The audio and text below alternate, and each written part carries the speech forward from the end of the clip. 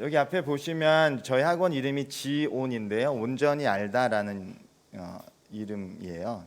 그래서 온전한 교육을 해보자라는 취지에서 만든 이름이고, 보시면 2015년에 1월에 1관을 개관했고요. 그 다음에 2015년 9월에 2관을 확장 개원했습니다. 그리고 2022년 내년 1월에 3관 확장 예정인데, 사실 이거는 확장은 아니고요. 새로운 지역으로 점프해서 새로운 학원을 오픈하려고 하는 계획이 있습니다.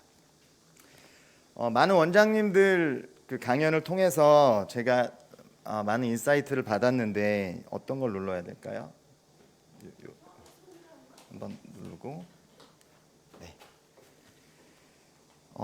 저를 한번 쭉 돌아봤는데 특별함이 없더라고요. 그래서 제가 어떤 인사이트를 들릴 만한 이야기를 만들어내는 게 어려울 것 같아서 그냥 차라리 그동안 제가 했던 실수들을 말씀드리는 게, 저렇게 운영했던 원장도 있구나, 인사이트보다는 좀 저의 실수담을 들으시면서 힘을 얻고 좀 자신감을 얻으셨으면 좋겠다, 그런 생각이 들더라고요. 그래서 오늘 주제가 타산지석입니다.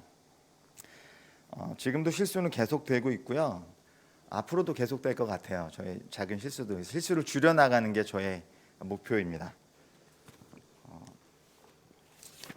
오늘 세 가지 제가 했던 실수들 중에 세 가지 실수를 말씀을 드릴 텐데, 먼저 첫 번째는 위치예요. 제가 학원 위치를 잘못 잡았어요. 그래서 거기서 겪게 되었던 저의 여러 가지 실수들이 있었고, 두 번째는 깊이보다는 다양성, 범위를 추구했던 저의 실수 이야기를 좀 들려드릴 겁니다. 그리고 세 번째는 관리에서의 저의 실수, 믿음, 소망, 사망 그 오타가 아니고요. 믿음과 소망을 주었더니 제가 죽겠더라, 이런 이야기들을 좀 드려볼 거예요. 먼저 위치인데요. 제가 어제 이걸 최종적으로 준비하면서 네이버 지도에서 저희 학원과 우리 집 그리고 아이들이 다니는 학교를 찍어봤는데 반경 270m 정도 되더라고요.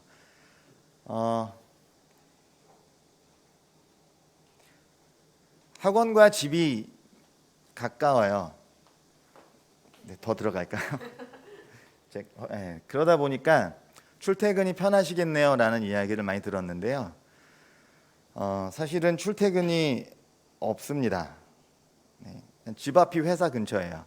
집 앞에 나가면 학원이 보이고, 그래서 출퇴근이 없는, 이제 계속 회사에 있는 것 같은 느낌이에요. 그래서 동네 돌아다니기가 무섭다, 나가면 학부모님들 만나니까 그냥 못 나가겠더라고요. 그래서 준비하고 나가야 되고, 모자 쓰고 나가야 되고, 무슨 연예인도 아닌데. 그리고 원장이 학부모라는 말씀은 저희 학원에 다니는 아이들이 다니는 학교가 제 자녀가 다니는 학교입니다. 그래서 원장이 학부모인 거예요. 그 단점이 뭐냐면 다른 어머님들이 저희 학원에 보내시길 꺼리세요. 자기 아이의 실력이 드러나는 것 같으신가 봐요. 그런 부모님들도 계셨습니다. 그리고 그 bad news has wings, 나쁜 소식은 훨씬 더 빨리 널리 퍼지잖아요. 에피소드 하나를 들려드리면, 저희 그 학부모님들 중에 한 분이 다른 지역에서 학원을 운영하시던 분이셨어요. 나중에 알았는데, 그분이 이쪽으로 이사 오시면서 저희 학원, 그래도 인근에서는 강한 학원이기 때문에 보내셨겠죠. 오셨는데 한 6개월 정도 보내시다가 퇴원을 하셨어요. 퇴원을 하시면서 지역 인근 인터넷 카페나 이런 곳에다가 저희 학원에 대한 디스를 굉장히 세게 하셨어요. 관리 안 되는 학원이다.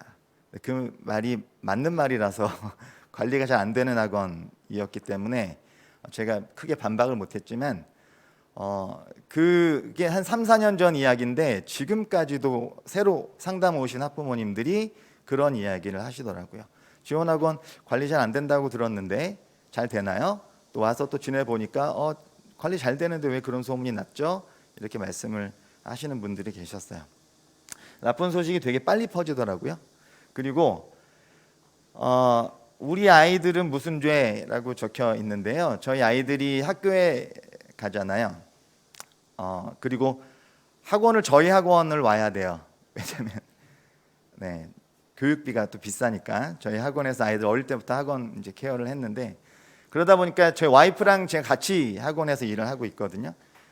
그러니까 아이들이 무슨 죄예요? 애들도 계속 학원에 와서 있어야 돼요. 저랑 비슷한 상황에 계신 분들도 계실 거라는 생각이 드는데 그러다 보니까 아이들이 학원에 질려요. 엄마 아빠 퇴근할 때까지 옆에 자습실에서 공부해야 돼요. 네. 그래서 아이들이 많이 힘들어하는 부분도 있었다. 그래서 가능하시면 집 근처에다가 학원을 하시지 않는 게 도움이 되실 것 같습니다. 그리고 두 번째는 그 깊이보다는 다양성을 추구했다. 제가 고등부 영어, 중고등부 영어 단과 강사를 15년 정도 했고요. 그리고 학원 운영은 6년 정도 했는데 공부방으로 시작했어요. 공부방으로 해서 한 50명 정도 아이들이 모여서 학원을 나가야 되겠다. 집에서 아이들이 부대끼니까 저희 아이들한테도 미안하고 방도 없고 그래서 학원을 개원해서 나갔는데 이왕이면 수학도 같이 해야지. 왜냐하면 시간표 짜기 쉬우니까. 그리고 한 아이가 두 강좌를 들으면 수익이 2배가 날 것 같아서 그래서 영어 수학을 같이 시작했고요. 같이 시작했던 부원장님도 좋은 분이셨어요. 같이 시작을 잘했고 처음에 보여드렸다시피 한 9개월 만에 2관까지 확장을 할 정도로 빠르게 성장했던 학원이었습니다. 근데 하다 보니 영어는 트렌드가 초등으로 내려가야 되는 트렌드다라고 판단을 했고 욕심을 내서 초등부 그 어학원 프랜차이즈를 도입을 했고요. 초등부 영어까지 내렸습니다. 그러니까 영어 수학 2과목을 다 해야 되고 초, 중, 고 영어를 다 해야 되는 학원이 되었죠. 그랬더니 관리와 허점이 빠르게 드러나더라고요. 전 중고등부 강사만 했기 때문에 초등부의 아이들에게 그렇게 많이 손이 가는지를 잘 몰랐어요. 그리고 강사 세팅도 어렵더라고요.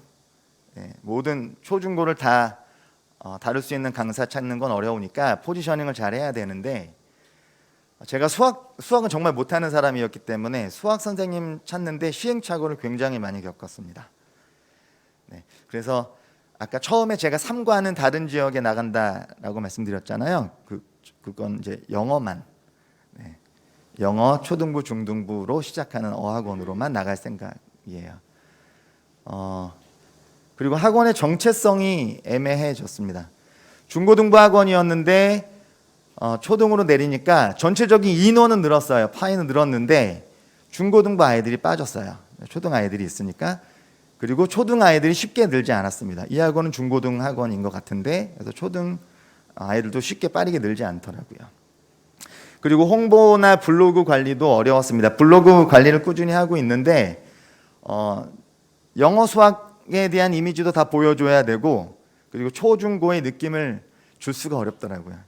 그래서 많은 어려움들이 있었습니다. 그리고 역시 커리큘럼 구성이나 교재 분석도 깊이 있게 들어가지 못해서 지지부진했고요.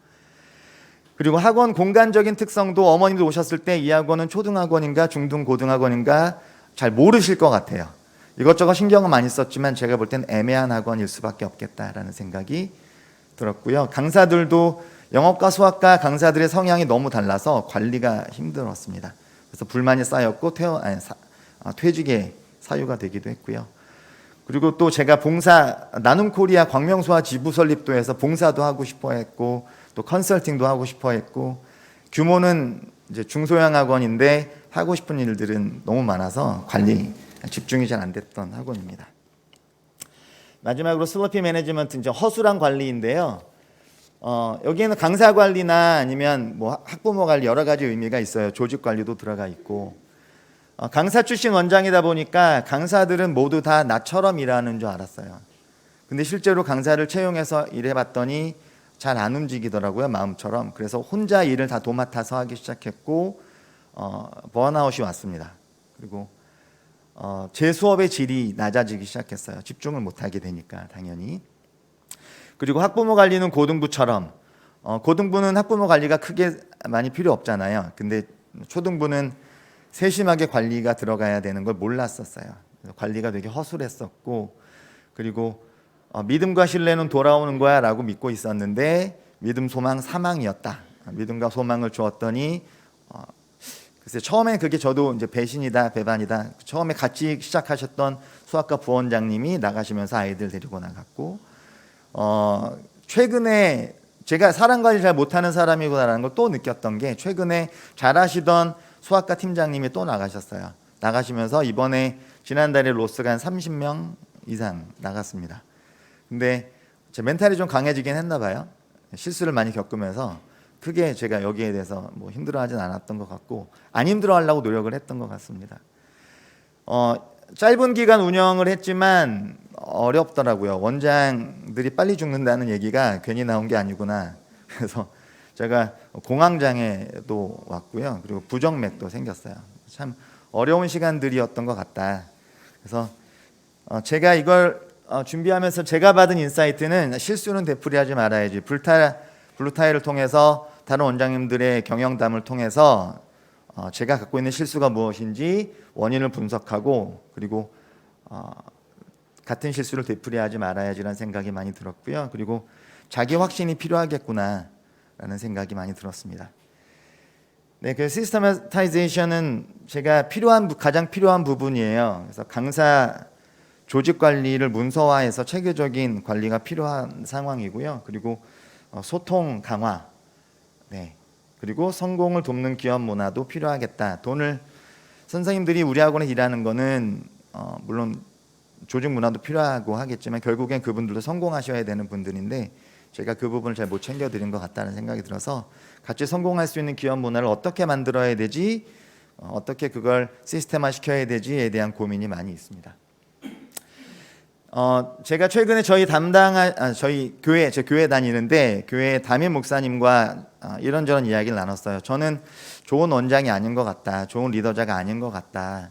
너무 실수가 많고 힘들어하고 그렇다 말씀드렸더니 목사님이 저한테 어떻게 말씀해 주셨냐면 저도 그래요 라고 말씀을 하셨어요.